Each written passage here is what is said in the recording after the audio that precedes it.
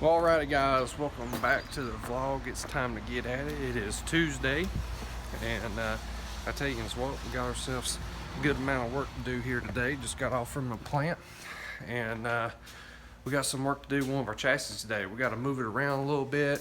We got to move some stands, and we're going to be cutting off a power steering, no, not power steering, but a rack and pinion, and we got to make some new mounts for it. So let's get into it. Before we do that, make sure to go to the website, killmotorsports.com, pick yourself up a t-shirt, or if you need some brackets, we sell all kinds of race car brackets there and all kinds of go fast parts. So be sure and check out killmotorsports.com. So let's get into it. Alrighty guys and gals, it's time to work on this truck chassis here. What I'm doing right now is I'm actually putting some final welds on the lower and upper shock mounts and a few other areas around the motor mounts I see need to be TIG welded up as well, because what we're about to do is we're about to pull this thing off of some of the jack stands, and we're going to be moving jack stands around here in a few minutes. So right now I'm just kind of running all over the place on this thing trying to get stuff welded up, and so when we do pull it off these stands, it doesn't fall apart on us. That'd be bad, right? we don't want that at all. But in today's project, once I get this welding done here, we need to be mounting a rack and pinion. And the rack and pinion I've got on it, we started having some problems, and here towards the end of the video, I'll give you guys some more up close and personal of what the problem is. So right now we're using our old Harbor Freight engine puller. Works pretty good, or also known as a cherry picker. Works pretty good for picking these chassis up and moving around. And I like it because it works a little bit better for me versus as using a jack. If you use a jack, you might have a little bit of problems if it slips on you, especially jacking up something this high. So it's time to put the old cherry picker up. We moved our jack stands around where we wanted them, and now it's time to cut off these mounts I'd already made. So let's get the old Harbor Freight grinder out, and let's get to it. All right then, now I gotta say guys, I'm pretty happy with this Harbor Freight grinder. This is one of their, I think you say it Bauer or Boer or whatever, but thing works pretty daggum good. I like how long the extension cord is on it. I really do like that. That's probably one of the best pros about it. And also it has a trigger on it instead of like one of those dead man switches that you got to turn on with your thumb. But I like that thing pretty good. I think I just got a package in, so let's go on up here and check out this package here real quick. I hope no other bolts. When you get a package and it's got crap hanging out of it, looks like it's thrown a rod over here, boys. Hopefully everything's all right. Amy, what do you think about it? Is there any biscuits? Is there any biscuits in that box? If not, I don't care. All right then, enough shenanigans. I'll show you guys what's in that box here in a minute. So it's time to hammer down with some TIG work and get this thing all tigged up here, and I'll show you guys a walk around this thing here in just a second. Definitely liking the way this thing's coming out here. Alrighty guys, so we got this thing mounted back down again. We got this mount done. We got this bracketry done over here as well. Got it capped off. And now we can put our universal right on here, and it's a straight shot to the steering column there. So that way this will work out really good. Puts a slip joint up there and we're in good shape. So this thing's coming along. Tomorrow evening, we will get all the linkages and stuff hooked up here. And we'll be in good shape, guys. So let's rock and roll. I'll show you guys what we got in the mail there. So let's go. All right, so I know now why we threw a rod out of the box. This was the only packing that was in that box, that whole box right there. That was it. So it had a power rack and pinion for the Jeep Scrambler build.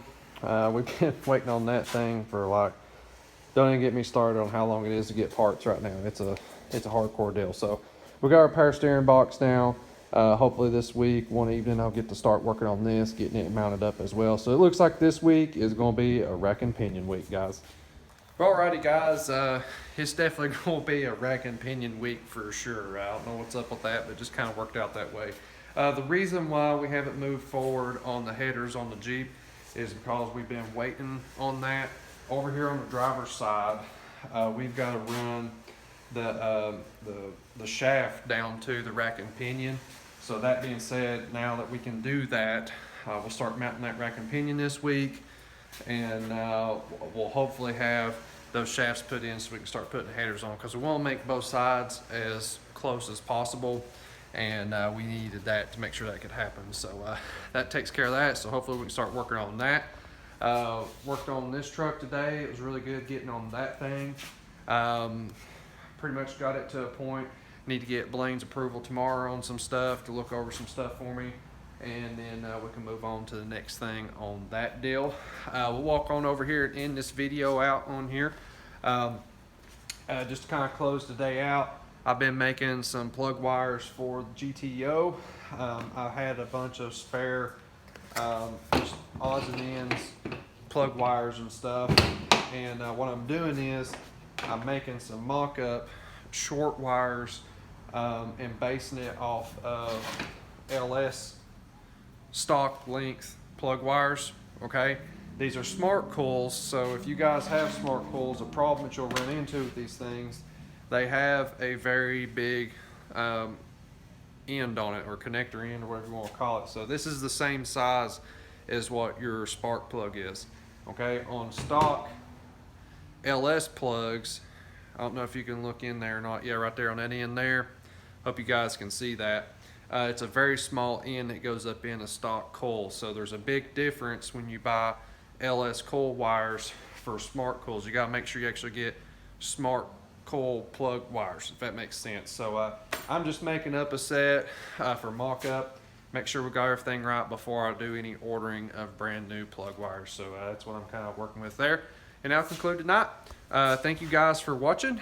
This is Tuesday's vlog. It's dark now, and it's time for me to get some sleep and wake up early and hit it again tomorrow. So we got a lot of stuff done today. I'm very, very happy with today's agenda that I got done.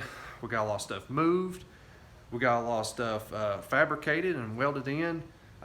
It went together really good. Today was a very, very positive evening.